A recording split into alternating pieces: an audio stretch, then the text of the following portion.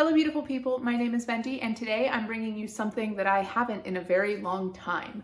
I'm going to be telling you the books that I plan on reading in the month of May. I know I've said before that TBR has stressed me out a little bit because I've become kind of a mood reader in my past year or so on BookTube, but with everything that's going on in the world, I've realized that when I leave my reading up to my mood, I don't tend to read as much because just choice is overwhelming at this point. So I'm gonna take whatever opportunity I can to create a little more structure in my life and maybe get some of my TBR that I own down to 0 books. But because I truly have become a bit of a mood reader, I don't think I can just completely go cold turkey on mood reading. So my plan is to sort of build in some opportunity for choice within my TBR by having books that I definitely want to read and then books that I may read if the fancy strikes me as well. I also thought making a TBR for the month of May would be a good idea because there are 2 readathons taking place during the month that I want to participate in, and that is round 11 of Tome Topple, created by Sam from the channel Thoughts on Tomes, and of course Asian Readathon hosted by Cindy from Read with Cindy. So for the first time in a very long time, I've got a lot of books to show you, so I think it's best if we just get started. So I'm going to start by telling you the books that I plan on reading for Tome Topple, though you will see that there's a whole lot of overlap between these 2 readathons, at least for me. So there are 9 total prompts for Tome Topple. First is pick the tome that's been on your TBR the longest to read a tome on audio. I'm going to be skipping this one. Then it's to read a tome that's part of a series. Number 4 is to read a standalone tome. Number 5 is to just read 1 tome. Number 6 is to read a tome that has the main character or the author be somebody of Asian or Pacific Island descent. Number 7 is to read a tome from a genre that I don't normally read. Number 8 is to read the tome on your TBR with the most pages. And number 9 is to read an adult tome. So the first thing I'm going to be reading for Tome Topple is definitely the longest tome on my TBR, and it's a tome that's been on my TBR the longest as well, and that is A Little Life by Hanya, Yanagihara. I know that it's queer, and I know that it can be a little trauma porny according to some people, so I'll proceed with caution there. But it's high time I get to this one. It's been on my TBR for basically since I've created my channel. So the prompts, as I said, are going to be the tome with the most pages and the tome that's been on my TBR the longest. Also, and just to be completely shameless, I'm partially drawn to picking this up now because A Little Life has been sort of making the rounds on BookTube, and my BookTube FOMO has been really high. So I want to see what the fuss is all about. For Tome Topple, I also plan on reading Lady Midnight by Cassandra Clare. This is the first. For Tome Topple, I also plan on reading Lady Midnight, book 1 of the Dark Artifices trilogy by Cassandra Clare. As you can tell by that description, it is the first of the Dark Artifices trilogy, so it covers the tome prompt of read a tome that's part of a series. I'm buddy reading Lady Midnight with my friend Noria from the channel Noria Reads, as we have both recently gotten all caught up in the Shadowhunters universe up until the Dark Artifices trilogy and beyond, and we want to continue with the series because we're both trashed for it. All I know about Lady Midnight is that it follows Emma Carstairs and Julian Blackthorne, as well as the whole rest of the Blackthorne family, after the Great War that ended the original Mortal Instruments cestology. The first 6 books of the Mortal Instruments series. It's Cassandra Clare's first time really truly dabbling into the fae and fairy mythos in her Shadowhunters books, and that is an aspect of Downworld that I was super interested in reading from the start, so I'm very excited to pick this up. Also, I've heard sort of rumors of a forbidden love sort of thing between Julian and Emma, as they are parabatai, and parabatai in the Shadowhunters universe are not supposed to fall in love. It like bastardizes the bond or something, so I'm very excited to read this hefty thing and continue with this Shadowhunters saga. And the third and final book that I'm going to be reading specifically for Tome Topple is The Poppy War by R.F. Quan. Again, this is another one I'm going into practically blind. The only thing I know is that it follows Rin, a peasant girl who was accepted after passing a test to join basically what I believe is a warrior academy, as her world is right on the cusp of war.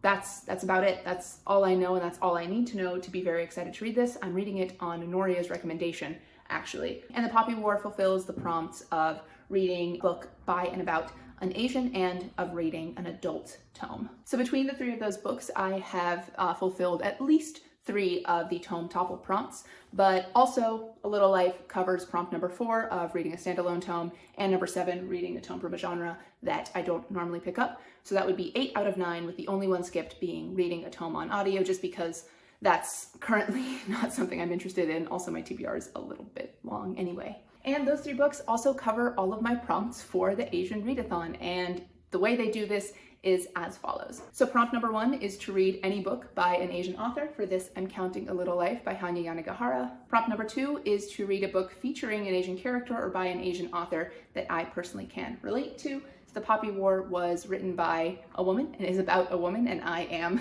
a woman. Additionally, I believe R.F. Kuang is an immigrant and I am an immigrant, and the diaspora experience, while obviously different depending on where you're coming from, is sort of a shared root that I believe all immigrants have. Number 3 is sort of the reverse of number 2, which is to read a book featuring an Asian character or written by an Asian author who is different from you. As a white person, any book written by an Asian is going to be written by or about somebody who is different from me. My experience with my race is going to be wildly different from these characters and these authors' experiences with theirs. Prompt number 4 is to read a book recommended by an Asian, and this is how Lady Midnight features in again. So Trin from the channel Transformers, who I like very, very much. I love her videos. The aesthetics are just peak, and I just love her thoughts on books. She really loves the Shadowhunters saga, so I'm sort of reading Lady Midnight on her recommendation. And prompt number 5 of the Asian Readathon is to participate in the group read, which this year is Little Fires Everywhere by Celeste Ng. I'm waiting for my hold of that to come in so that I can listen to that audiobook. So in addition to those 3 books, I also have some books that I'm 100% going to read this month. So just to give it some sort of structure, let's start with buddy reads.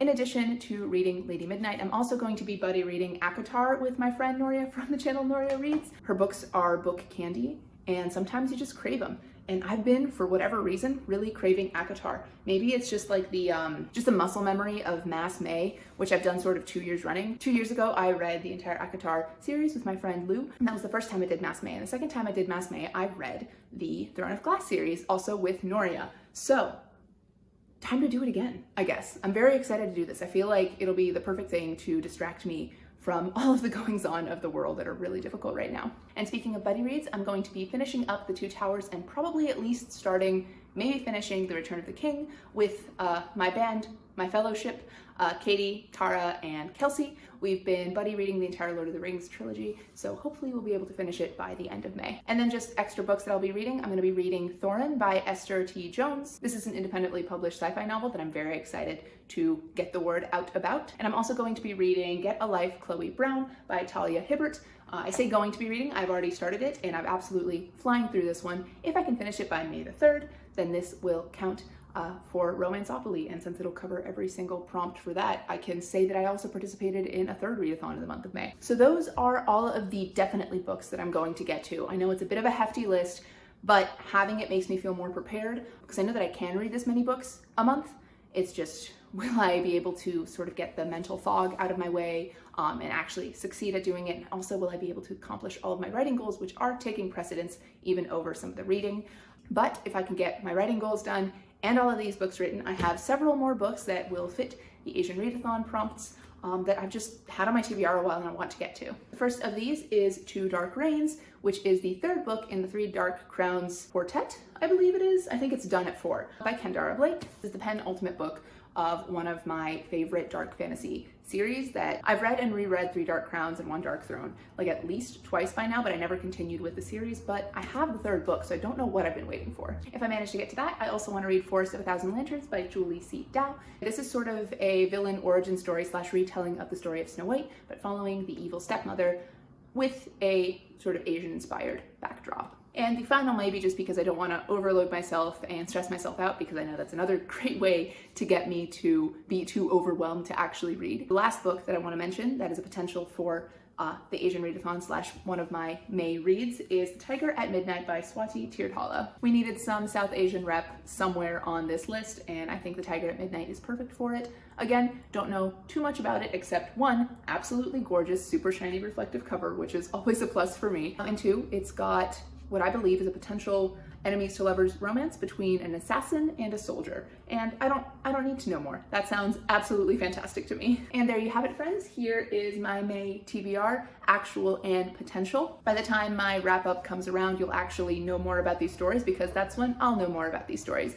I always feel like my TBRs are a little bit boring just because I like to go into books blind, so I can't really give you a good synopsis at the start. And I don't want to just be reading off the dust jacket or something. That feels like a little dull to me. Like I can go to Goodreads and get that, you know? But I hope you enjoyed it anyway. Thank you so much for watching this video. If you liked it, please leave it a thumbs up. And if you like me, maybe consider subscribing to this channel. I post bookish videos every Thursday, and I would love to have you join my little booktube family. Comment down below if you're participating in any or all of the readathons I mentioned above, and let me know if your TBR matches up even a little bit with mine. I would love to do some more buddy reading, both in the month of May and in the future. But until we talk there, that's it for me. Thank you again so much for watching, and I'll see you with my next video very soon.